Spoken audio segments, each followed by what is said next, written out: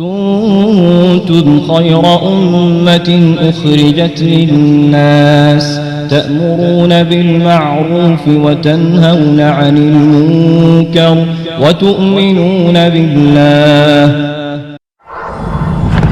تم بہترین امت ہو جنہیں لوگوں کی اصلاح و ہدایت کے لیے پیدا کیا گیا ہے. تم لوگوں کو بھلے کاموں کا حکم دیتے ہو اور برے کاموں سے روکتے ہو اور اللہ پر ایمان لاتے ہو. ہاں، سوال یہ کہہ رہے ہیں کیا اہل حدیث لوگ امام بخاری اور امام مسلم کی تقلید کرتے ہیں؟ اصل میں سوال تو بڑا تفصیل طلب ہے جواب اس کا، لیکن اختصار کے ساتھ اول تو دیکھیے بات، اہل حدیثوں کے اوپر یہ کوئی پہلا الزام نہیں ہے.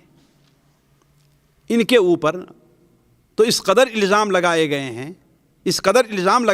ہیں کہ الامان الحفیظ، اور مشکل یہ ہے ان تمام الزاموں کے جواب بار بار دیے بھی جا چکے ہیں، لیکن پھر بھی اسے دہرایا اور ریپیٹ کیا تھا. اور میں جانتا ہوں جو لوگ یہ الزام لگاتے ہیں، اللہ کی قسم وہ جانتے ہیں کہ یہ الزام لگانا صحیح نہیں ہے، لیکن رائے عامہ کے لیے جو چھوٹے موٹے علم والے ہیں ان کو اپنے رائے میں کرنے کے لیے اس قسم کی باتیں وہ لوگ کیا کرتے ہیں. جب اہل حدیث لوگوں نے امام شافعی رحمہ اللہ، امام احمد حنبل رحمہ اللہ، امام مالک رحمہ اللہ، امام ابو حنیفہ رحمہ اللہ، ان لوگوں کی تقلید نہیں کی تو آخر امام مالک اور امام بخاری امام مسلم کی تقلید کیوں کریں گے؟ سوال یہ ہے. اور اگر مان لیا ہے کہ تقلید کرتے ہیں تو اب آپ مانتے ہیں نا کہ ہاں بھائی جو کسی امام کی تقلید کرتا ہے وہ حق کے اوپر تقلید واجب ہے نا. آپ حنابلہ کو تو حق پر مانتے کہ نہیں مانتے ہیں؟ کہتے ہیں نا. شوافیہ کو حق پر مانتے کہ نہیں مانتے ہیں؟ مالکیہ کو حق پر مانتے ہیں نہ مانتے ہیں؟ تو ہمیں بھی ٹھیک مان لیجیے حق پر. جب ان لوگوں کی تقلید جو ہے جائز اور واجب ہے تو ان کی تقلید جائز اور واجب کیوں نہیں ہو سکتی ہے؟ یہ تو ایک الزامی جواب ہے ساتھیو. لیکن اصل جواب یہ ہے کہ کس بنیاد پر یہ کہا جا رہا ہے کہ اہل حدیث لوگ امام بخاری یا امام مسلم کی تقلید کرتے ہیں؟ آیا کیا اس لیے کہ اہل حدیث لوگ امام بخاری اور امام مسلم رحمہ اللہ کی ذکر کردہ تمام حدیثوں کو صحیح مانتے ہیں اس لیے؟ اگر یہ بات ہے تو آپ بھی تو کہتے ہیں کہ امام بخاری رحمہ اللہ نے جن حدیثوں کو نقل کیا ساری کی ساری حدیثیں کیا ہیں؟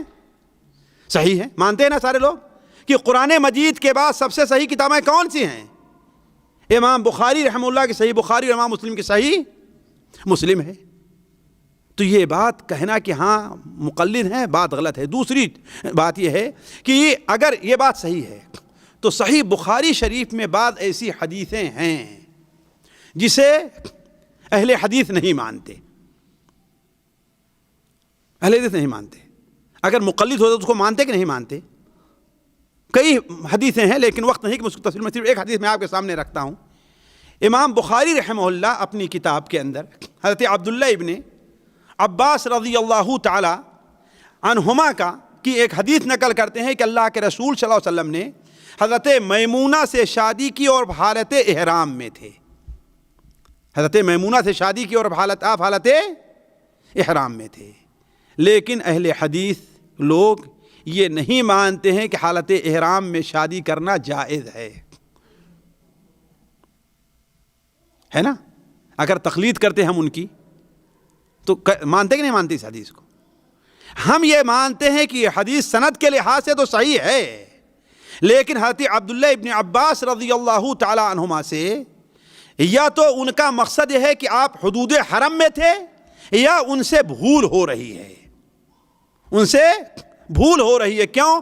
اس لیے کہ خود حضرت میمونہ رضی اللہ تعالی عنہا اور جو حضرت زید جو درمیان میں وکیل کی واسطہ کی حیثیت رکھتے تھے، یہ دونوں بیان کرتے ہیں کہ اللہ کے رسول سے حضرت میمونہ سے شادی کی اور آپ حلال ہو چکے تھے.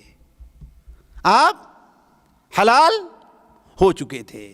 تو اگر ہم امام بخاری رحمہ اللہ امام مسلم کی تقلید کرتے تو اس حدیث کو ہم کیوں مانتے؟ اس طریقے سے اور بھی آپ بہت سی حدیثوں کو لے لیں. تو علی کل حال یہ اہل حدیثوں کے اوپر اعتراض ہے. اہل حدیث صرف اور صرف نبی کریم صلی اللہ علیہ وسلم کی تقلید کے قائل ہیں بس، اور کسی کے نہیں۔ تمام اماموں کا احترام کرتے ہیں، امام ابو حنیفہ رحمہ اللہ، امام مالک رحمہ اللہ، امام شافعی رحمہ اللہ، امام حنبل رحمہ اللہ، ہر ایک کے لیے ان کے لیے دعائے رحمت کرتے ہیں اور ان کی خدمات کو قبول کرتے ہیں، انہیں مسلمانوں کا امام تسلیم کرتے ہیں اور یہ مانتے ہیں کہ انہوں نے دین کی بڑی خدمت کی ہے، لیکن یہ نہیں مانتے ہیں کہ کسی ایک امام کی تقلید ہمارے اوپر فرض ہے۔ کیوں؟ اس لیے کہ نبی کریم صلی اللہ علیہ وسلم کے علاوہ کوئی ایسی ذات نہیں ہے جس سے بھول چوک نہ ہو، نبی صلی اللہ علیہ وسلم، اور آپ بھی مانتے ہیں، کوئی بھی نہیں کہے کہ ہاں بھائی یہ ذات بھول چوک سے پاک ہے۔ جب نبی کریم صلی اللہ علیہ وسلم کے علاوہ کوئی ذات بھول چوک سے پاک نہیں ہے تو اس کا مطلب یہ ہے کہ اس کی تقلید بھی واجب نہیں ہے کہ نہیں؟ جس امام کی بات نبی کریم صلی اللہ علیہ وسلم کی بات کے زیادہ قریب ہوتی ہے ہم اسے قبول کرتے ہیں، چاہے امام ابو حنیفہ رحمہ اللہ ہو۔ مثال کے طور پر زیور کی زکوٰۃ کے بارے میں اہل حدیثوں نے امام ابو حنیفہ رحمہ اللہ کے مسلک کو لیا کہ زیور میں زکوٰۃ ہے، خواہ پہننے کے لیے ہے یا استعمال کے لیے ہے۔ اور جی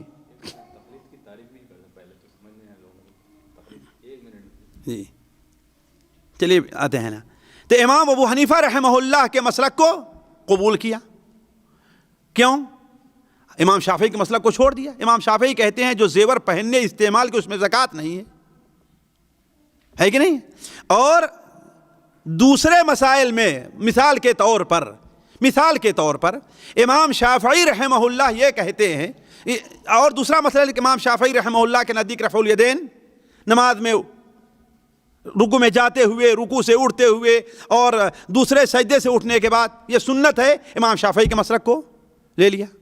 امام ابو حنیفہ رحمہ اللہ کے مسلک کو اس بارے میں قبول کر لیا کہ کوئی شخص اگر اپنی عورت کو وضو کے بعد چھو لے تو اس کا وضو ٹوٹتا نہیں ہے۔ امام شافعی کے مسلک کو چھوڑ دیا جو کہتے ہیں کوئی اپنی عورت کو ایسے چھو بھی لے تو اس کا وضو ٹوٹ جائے گا۔ تو اہل حدیث کا جو مسلک ہے وہ یہ ہے کہ اصل اعتبار کس کا؟ قرآن اور حدیث کا ہے۔ جس امام کی بات قرآن اور حدیث کے موافق ہوگی اسے قبول کیا جائے گا اور جسے نہیں ہوگی اسے چھوڑ دیا جائے گا۔ اور شیخ کہہ رہے ہیں کہ تقلید کی تعریف کیا ہے؟ تقلید کیا چیز ہے؟ تقلید یہ ہے کہ کسی شخص کی بات کو بغیر دلیل کے قبول کر لیا جائے، کسی بھی شخص کی بات کو بغیر دلیل کے قبول کر لیا جائے۔ مثال کے طور پر آپ نے ہم سے کہا کہ کیا اونٹ کا گوشت کھانے سے وضو ٹوٹ جائے گا؟ ہم نے کہا ہاں ٹوٹ جائے گا، بس آپ اس کو قبول کر لیں۔ آپ یہ نہ پوچھیں کیوں بھائی، وجہ کیا ہے۔